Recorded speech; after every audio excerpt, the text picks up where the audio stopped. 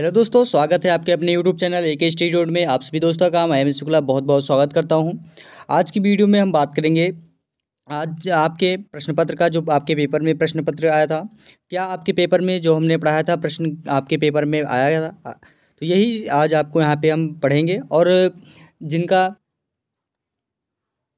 Paper हो गया है उनके लिए मोस्ट इम्पॉर्टेंट वीडियो रहेगी, और जिनका होने वाला होगा यानी कि जो विगत थर्ड सेमेस्टर में आएंगे उनके लिए भी बहुत ही मोस्ट इम्पॉर्टेंट ये होगा, क्योंकि इसमें हम सारा चीज़ सॉल्व कराएंगे और अच्छे से आप लोग पढ़ भी लेंगे कि किस तरीके से प्रश्न आएगा। तो जी हाँ दोस्तों, बने रहे वीडियो के अंत तक, क्योंकि सारे प्रश्न आपको पता चल जाएगा और ये भी पता चल जाएगी कि आपका मॉडल पेपर कैसे बनेगा और किस तरीके से आपके प्रश्न आपके पेपर में आएंगे। तो कुछ चीज़ें तो आपको यहाँ से जानकारी मिल जाएगी और कुछ चीज़ें मैं आपको मॉडल पेपर भी अपडेट करा देंगे, जिससे कि आपके आने वाले पेपर का बहुत ही अच्छे से लाभदायक मिल जाएगा और अच्छे से तैयारी भी कर लेंगे। तो दोस्तों, अगर चैनल में आप लोग नए हैं तो चैनल को सब्सक्राइब कर दीजिए, बेल आइकन दबा दीजिए कि आने वाले वीडियो का नोटिफिकेशन मिलता रहे, और पुराने छात्र छात्राएं एक दूसरे को वीडियो को शेयर करते रहिए। तो इस तरीके से आपका पेपर होगा, जो आपके पेपर में यानी कि एग्ज़ाम में पूछा जाता है, और इस तरीके से आपको प्रश्न पत्र मिलता है। अब आपका पेपर जो होगा वो होगा आपका BS second year third semester, इस तरीके से आपका होगा। एग्जामिनेशन आपको पता है 2022-23 का होगा। राष्ट्रीय शिक्षा नीति मेजर माइनर सब्जेक्ट होगा। एजुकेशन यानी शिक्षा शास्त्र आप लोग जानते हैं। पेपर कोड आपका होगा E01030 IT 1T है। Philosophical sociological political economy perspective of education, तो ये आपका यानी कि प्रश्न पत्र का यानी कि पेपर है। अब बात करेंगे, आपका आएगा नेक्स्ट, इसमें दिया गया time 2 hours, maximum marks 75 number की 75 नंबर का। Note this question paper consist in 3 section, यानी कहा जा रहा है इसमें कि आपके पेपर में 3 सेक्शन हैं, section A, section B and section C. Give the answer from all section and instructed, यानी कहने का तात्पर्य है कि यह प्रश्न पत्र 3 खंडों में विभाजित है। खंड आ, बा और सा, सभी खंडों से प्रश्नों का उत्तर निर्देशानुसार दीजिए। यानी कि निर्देशा का मतलब कि जिस तरीके से आपका प्रश्न का निर्देश दिया यानी कि निर्देश दिया जा रहा है नोट में, उसी तरीके से आपको प्रश्न करने हैं। यानी कि अब बात करें तो सेक्शन तीनों करने हैं, ए और बी और सी। तो ये तीनों खंड आपको करने हैं, और इस खंड से आपको कितने प्रश्न करने हैं ये आपको प्रश्न पत्र के जब खंड आ से स्टार्ट होता है उसके बाद में इंस्ट्रक्शन दिया जाता है, उसमें आपको निर्धारित किया जाता है कि कितने प्रश्न आपको करने हैं और किस तरीके से करने हैं। यहाँ पे आपको यह निर्धारित किया गया है सेक्शन यानी खंड आ। अब खंड आ जो है वो सेक्शन ए से कितने प्रश्न करने हैं, किस तरीके से करने हैं, कितने अंक का होगा, सारी चीज़ आपको मैं एक एक पॉइंट बताएंगे और अच्छे से आप लोग को समझ में भी आ जाएगा। और जो छात्र छात्राएँ पुराने पेपर दे के गए हैं उनके लिए प्रश्न को कैरी करने के लिए सबसे ज़्यादा मोस्ट इंपॉर्टेंट होगा। इसमें दिया गया है this section contains 10 questions and each question carries 3 marks. All question are compulsory answer in 50 word only. कहा जा रहा है इसमें कि इस खंड में 10 प्रश्न हैं और प्रत्येक प्रश्न 3 अंक का है। कहा जा रहा है इसमें कि सभी प्रश्न अनिवार्य है, उत्तर केवल 50 शब्दों में दीजिए, और जो आपका अंक निर्धारित किया है यहाँ पे आपको निर्धारित किया गया है 10 प्रश्न में आपको 3 अंक का होगा एक प्रश्न आपका, तो 10 थे 30, यानी कि 10 इंटू 3 यानी कि 10 3 जा 30, ये आपका हो जाएगा 30 नंबर। फर्स्ट प्रश्न आपका आता है, फर्स्ट क्वेश्चन जो दिया गया है वो व्हाट इज़ एजुकेशन, यानी एजुकेशन शिक्षा क्या है, शिक्षा के बारे में आपको यहाँ पे लिखना है। या हमने आपको शिक्षा के बारे में बताया था, दर्शन के बारे में बताया था, सारे प्रश्न हमने आपको बताया था। तो ये प्रश्न आपको इस तरीके से आएगा, शिक्षा क्या है। शिक्षा सभी लोग जानते हैं कि शिक्षा किस चीज़ के लिए होता है, जो हम पढ़ते हैं लिखते हैं और जो हमें जानकारी कि हमें ज्ञान प्राप्त होता है उसी को हम शिक्षा कहते हैं। उसका फिर आता है second number, what is philosophy, यानी दर्शन क्या है, दर्शन किसे कहते हैं। जो चीज़ें हम पारदर्शिता यानी कि पारदर्शित बैंक से हम गणना करें, या कुछ चीज़ें को हम देखते हैं उसको हम देख करके गणना करें तो उसी को हम दर्शन कहते हैं। तो इस तरीके से आप लोग अपने हिसाब से आप क्वेश्चन कर सकते हैं। तो फर्स्ट प्रश्न आपको हमने बता दिया था और सेकेंड प्रश्न भी हमने आपको बताया था। तो ये दोनों प्रश्न आपको हम आपके मॉडल पेपर में सॉल्व कराया था। तो ये दोनों प्रश्न आपके पेपर में आए हुए थे और हमने आपको पढ़ाया हुआ था। तो दोस्तों, कोई अगर वीडियो आपको अच्छी लगी हो ज़रूर लाइक कर दें, और आप एक दूसरे को वीडियो को शेयर करते रहिए। जी हाँ दोस्तों, इसमें आपका थर्ड प्रश्न आता है। सेकंड प्रश्न आपको बता ही दिया था। इसमें आता है what is difference between philosophy and दर्शन, यानी कहा जा रहा है इसमें कि फिलॉसफी और दर्शन में क्या अंतर है। फिलॉसफी क्या होता है, दर्शन क्या होता है। तो इसमें दोनों आपको यहाँ पे डिवाइडेशन करना है, यानी कि इसके अंतर बताना है आपको। फिलॉसफी किसे कहेंगे, दर्शन क्या है, तो इसको अंतर आपको लिखना है। तो आपको ये भी प्रश्न हमने बता दिया था, फिलॉसफी और दर्शन में अंतर। एक एक आपको टॉपिक लिख देना है इसमें आपको। फिर आपका आ गया कि 4 नंबर प्रश्न है कि व्हाट इज़ वेदांत, यानी कि वेदांत क्या है। वेदांत वेदांत जो होते हैं इसी को हम वेदांत, यानी कि जो दर्शन से बिलोंग करते हैं उसे वेदांत बोलते हैं। तो वेदांत के बारे में भी हमने बताया था। फिर 5 नंबर आता है what is the Bhagavad Gita. Bhagavad Gita क्या है। ये भगवत गीता आपका सबसे बड़ा ग्रंथ है, जो आप महाभारत हो गया, भगवत गीता हो गया, उसका फिर आपका आ जाता है जैसे कुरान हो गया। तो ये सारे ग्रंथ आते हैं आपके। तो इसी हिसाब से एक भगवत गीता भी है हिंदू धर्म का। तो इससे आपको सारे इसमें आपके जो भी है आपको मिलता है। फिर आता है 6 नंबर क्वेश्चन कि व्हाट इज़ इंडियलिज्म, यानी कि आदर्शवाद क्या है। आदर्शवाद के बारे में भी हमने बताया था। तो ये सारे प्रश्न हमने आपको बता दिया था कि अभी तक जितने प्रश्न हमने इसमें आपके पेपर में आया सारे हमने पढ़ा चुके हैं। 4th नंबर भी, 5 नंबर, 6 नंबर, यानी कि ये सारे 6 प्रश्न थे, 6 के 6 आपको बता दिया था। तो जहाँ तक आपका 18 नंबर आपका, यानी कि 18 नंबर आपको पूर्ण रूप से क्लियर हो गया होगा। उसके बाद में फिर आपका आता है नेक्स्ट क्वेश्चन है कि आपका 7th number what is negative education, है कि निषेधात्मक एजुकेशन क्या है। निषेधात्मक एजुकेशन जो बहिष्कार किया जाता है उसको क्या कहें, इसके क्या कार्य हैं, क्या की विशेषता है, कारण क्या है। तो ये सारी चीज़ें यहाँ पे आपको लिखना था। उसके बाद फिर आपका आता है 8वां प्रश्न है कि what do you know by back to nature, यानी कि प्रकृति की ओर लौटो से आपका क्या अभिप्राय है। यानी कि ये जो कथन दिया गया है प्रकृति की ओर लौटो, ये किसका है, इसका क्या मतलब है। यानी कहा जाता है कि जो आप कुमार की दिशा में चल के सतमार्ग की दिशा में चले, इसी को हम प्रकृति की ओर लौटो की ओर बात कही गई है, यानी कि शिक्षा दीक्षा की बात कही गई है यहाँ पे आपको। तो इस तरीके से आपको कहा गया कि प्रकृति की ओर लौटो। फिर आपका आ जाता है नेक्स्ट क्वेश्चन, 10th क्वेश्चन है, 9 नंबर क्वेश्चन की व्हाट इज़ द प्रैक्टिस, कि प्रयोजनवाद क्या है। प्रयोजनवाद भी हमने आपको बताया था कि प्रयोजनवाद किसे कहते हैं, आदर्शवाद क्या है। तो ये सारे प्रश्न हमने आपको मॉडल पेपर में सॉल्व कराया था। और जो भी आपको नहीं समझ में आया होगा वो आप लोग दोबारा अगर वीडियो को देखे होंगे तो आपको बिल्कुल पूर्ण से समझ में आ गया होगा। और ये आपको कैलकुलेशन करने के लिए बताया जा रहा है कि आपके पेपर में कितने प्रश्न हमारे पढ़ाने से आया था, आप लोग को सहायता मिला कि नहीं मिला। तो ये सारे आपको यहाँ पे बताने का हमने प्रयास किया है। और जो दोस्तों 3rd सेमेस्टर 4th सेमेस्टर में जा गए हैं तो उनके लिए सबसे खुशी की बात यह है कि बहुत जल्द आपको 4th सेमेस्टर का सिलेबस भी अपडेट कराएंगे। उसके बाद फिर मॉडल पेपर सॉल्व कराएंगे। उसके बाद में फिर लॉन्ग आंसर के अलग से वीडियो को आपको अपडेट करा देंगे, जिससे कि आपको पढ़ने में आसानी होगी। सारी चीज़ें हमने आपको एक एक पॉइंट बताएंगे, एक एक टॉपिक बताएंगे जो आपसे पेपर के, यानी कि पेपर से रिलेटेड होगा। तो आप लोग बिल्कुल घबराएं नहीं और अच्छे से तैयार करते रहिए और जुड़े हमारे अपने चैनल AK स्टडी नोट से, क्योंकि आपको सारे, यानी कि 1st, 2nd, 3rd, 4th सारे सेमेस्टर वाइज के अब जल्द ही क्लास स्टार्ट हो जाएंगी। और 3rd, 2nd और 1st सेमेस्टर की क्लास तो अभी जल्दी ही चली थी, अब 2nd और 4th सेमेस्टर की क्लास चलने वाली है। उसके बाद में फिर आपका आ गया है नेक्स्ट क्वेश्चन कि व्हाट इज़ सोशल चेंज, यानी कि सामाजिक परिवर्तन क्या है। इसको भी हमने सोशल चेंज के बारे में बताया था कि व्हाट इज़ सोशल चेंज के बारे में, यानी कि सामाजिक परिवर्तन क्या है। तो ये भी सामाजिक परिवर्तन आपको मैंने अलग से लॉन्ग आंसर में साथ बताया था।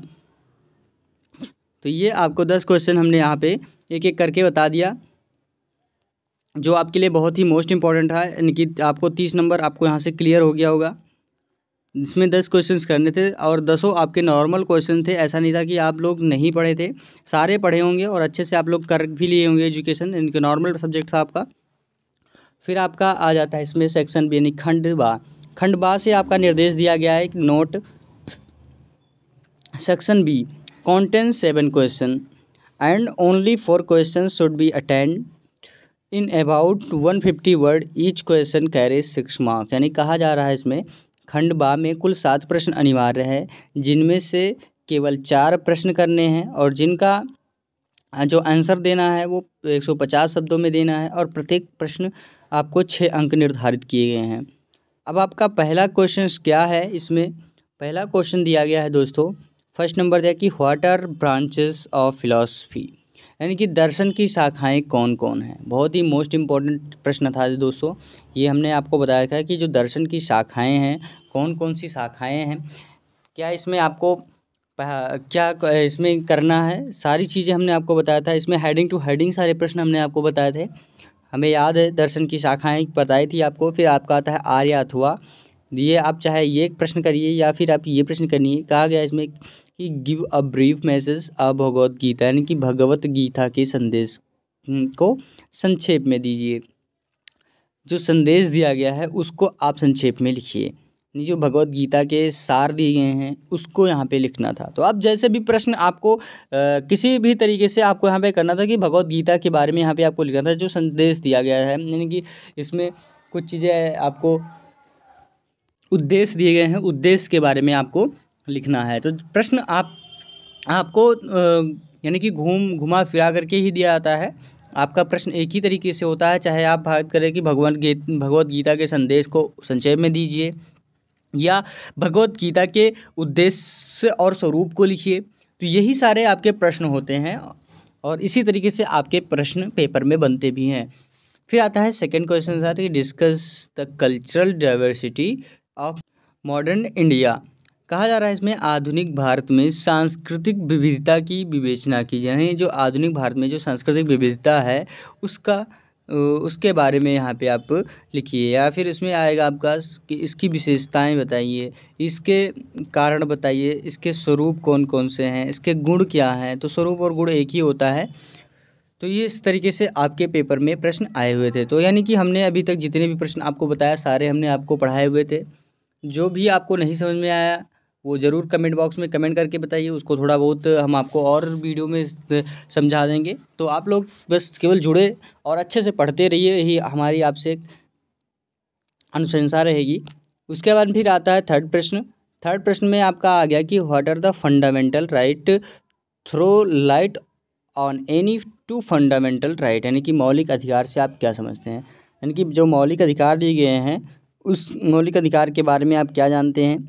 किन्हीं दो मौलिक अधिकारों पर प्रकाश डालें, कि जो किन्हीं दो मौलिक अधिकार आपको यहाँ पे मौलिक अधिकारों के बारे में लिखना था और उसको आपको प्रकाशित भी करना था कि इसके बारे में आपका क्या मत है, क्या यह सही है, इसमें आपको क्या सही लगता है, क्या गलत है। तो इसके बारे में यहाँ पे आपको फंडामेंटल राइट की मौलिक अधिकार में लिखना है। 4 नंबर आता है कि what are the fundamental duties of the citizen discuss.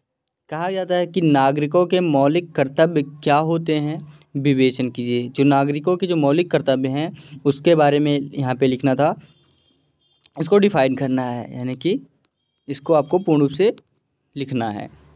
फिर आता है नेक्स्ट क्वेश्चन, पांचवा प्रश्न आपका दिया गया है कि what is the role of education in economic development discuss.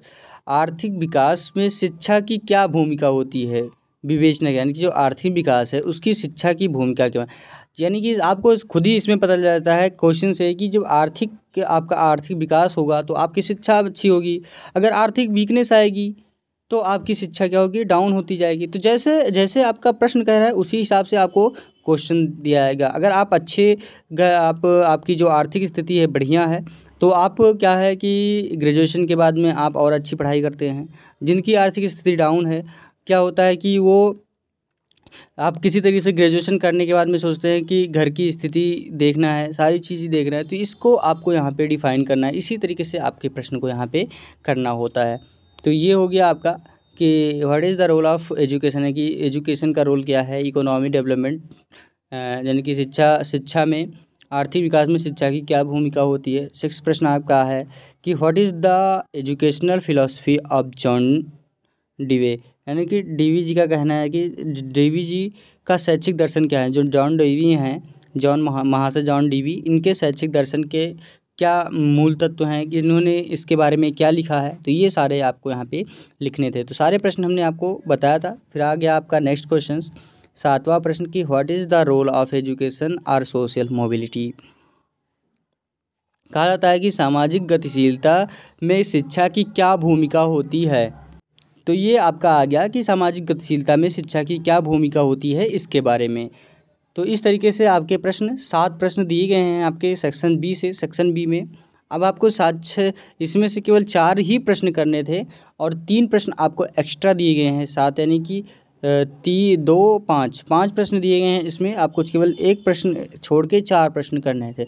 तो हमने आपको 5 प्रश्न बताया है और 5 प्रश्न में से अगर आपको 4 आ रहे हैं तो बहुत ही अच्छी बात है। अगर आपको 4 ही आ रहे हैं तो अच्छी बात है। 5 आ रहे हैं तो बहुत ही अच्छी बात है उससे भी कि आप 5 कर सकते हैं। तो जो आपको सूटेबल लगे यानी कि अच्छा लगे, आपको लिखने में आसानी हो, जो आपको सबसे ज़्यादा अच्छे लगे वो प्रश्न वो आपको करना आपके लिए सबसे मोस्ट इम्पॉर्टेंट होगा। फिर आपका आ जाता है नेक्स्ट सेक्शन सी, सबसे लॉन्ग आंसर, जो आपको सबसे मोस्ट इम्पॉर्टेंट आपका सेक्शन होगा, सबसे ज़्यादा नंबर का होता है और आपको सबसे कम क्वेश्चन भी करने होंगे। तो ये सारे आपको यहाँ पे करने होते हैं। इसमें कहा गया है सेक्शन सी में खंडसा आपको यहाँ पे दिया है कि note there are 4 questions in this section, attempt only 2 questions in about 450 word, each question carries 10.5 mark. यानी कि कहा जाता है कि एक क्वेश्चन जो आपको दिया गया है उसका जो अंक निर्धारित किया गया 10.5 नंबर का है। यानी कहा जा रहा है कि इस खंड संख्या में 4 प्रश्न दिए हैं जिसमें से कुल 2 प्रश्नों के उत्तर देना है और प्रत्येक प्रश्न का जो आंसर देना है वो आपको 450 शब्दों में देना है। प्रत्येक प्रश्न आपका जो है वो 10.5 अंकों से विभाजित है, यानी कि निर्धारित किया गया है। यहाँ पे 10.5 यानी कि 10.5 दिया गया है एक प्रश्न का। अब इस तरीके से आपको क्या हमने ये प्रश्न आपको बताए थे, यहाँ पे आपको डिस्कस करना है। फर्स्ट प्रश्न दिया गया है इसमें आपका पहला प्रश्न कि throw light on educational philosophy of Swami Vivekananda. कहा जा रहा है प्रश्न में कि स्वामी विवेकानंद के शैक्षिक विचारों पर प्रकाश डालिए। तो ये भी हमने आपको प्रश्न बताया था। अगर एजुकेशन की वीडियो में आप देखेंगे तो ये सारे प्रश्न हमने आपको बताए थे। तो एक एक प्रश्न हमने आपको बताया था और मैं प्रश्न के अकॉर्डिंग ही आपके मॉडल पेपर को बनाता हूं, जिससे कि आपको आने वाले पेपर में बहुत ही मोस्ट इम्पॉर्टेंट तरीके से आप तैयारी भी कर सकें और अच्छे से आप लोग कॉपी भी कर सकें, लिख भी सकें। और सेकंड प्रश्न आपका आता है कि what is the contribution of B.R. Ambedkar in education. कहा जा रहा है इसमें कि डॉक्टर आर भीमराव अम्बेडकर का शिक्षा में क्या योगदान है, विवेचना कीजिए। ये भी हमने प्रश्न बताया था, यानी कि भीमराव अम्बेडकर जिनका जो शिक्षा में योगदान है उसके बारे में यहाँ पे आपको लिखना है। उनको संविधान में क्या चीज़ें हैं, तो सारी चीज़ें यहाँ पे आपको एक एक पॉइंट करके लिखना था। फिर आ गया थर्ड प्रश्न है इसमें। तीसरा प्रश्न दिया है कि what is the natural according in Rousseau, यानी रूसो के अनुसार प्रकृतिवाद क्या है। तो शायद मैंने आपको यह प्रश्न नहीं बताया था क्योंकि टाइम भी नहीं था और आपको थोड़ा पेपर नज़दीक था, इस वजह से हमने आपको ये प्रश्न नहीं बता पाया था। मैं जो प्रश्न नहीं आया था मैं आपको नहीं कहेंगे, ये प्रश्न आपको नहीं बता पाया था। फोर्थ प्रश्न आपका आया था कि what is the educational philosophy of John Dewey प्रेगनेस्ट में, यानी कि कहा जा रहा है इसमें कि प्रयोजनवादी दार्शनिक के रूप में जॉन डीवी की शैक्षिक दर्शन क्या है। तो इस तरीके से आपका चौथा प्रश्न, हमने 3 प्रश्न आपको यहाँ पे पूर्ण रूप से हमने बता दिया था। तो सारे प्रश्न हमने आपको बताए हुए हैं, केवल 1 प्रश्न 2 प्रश्न नहीं कह सकते हैं, बाकी सारे प्रश्न हमने आपको बता दिया था। तो इस तरीके से आपका पेपर बहुत ही अच्छे से हुआ। जो हमारे वीडियो को देखेंगे तो उनके लिए सबसे मोस्ट इम्पॉर्टेंट बात यह होगी कि आप लोग कमेंट में ज़रूर बताइए कि आपका पेपर कैसा गया, हमारे पढ़ाने से क्या आपको पेपर में प्रश्न आए हुए थे या नहीं आए हुए थे, ज़रूर बताइएगा दोस्तों। और अगर आपको वीडियो अच्छी लगी हो ज़रूर लाइक कर दें, चैनल को सब्सक्राइब कर दीजिए और बेल आइकन दबा दीजिए क्योंकि आने वाली वीडियो का नोटिफिकेशन आप लोगों को तो बिल्कुल मिलता रहे। और वीडियो में बने रहे लास्ट तक और आने वाले वीडियो को भी देखते रहिए, क्योंकि आपके जो पेपर इससे रिलेटेड जो प्रश्न है वो आप लोग तैयार करते रहिए। इसमें ये नहीं है कि आपको मैं पेपर ही बताता हूँ, सारा चीज़ मैं आपको बताता हूँ जो आपके लिए जो भविष्य में आप कभी भी कोई भी तैयारी करेंगे तो उसमें भी आपको लाभदायक होगा। सारी चीज़ें मैं आपको बताता रहता हूँ, ऐसा नहीं है कि हमने आपको कभी कोई चीज़ नहीं बताया है। तो जहाँ तक मेरे आशा रहती है कि आप लोग अच्छे से सीखें और अच्छे से आप लोग पढ़ते रहिए।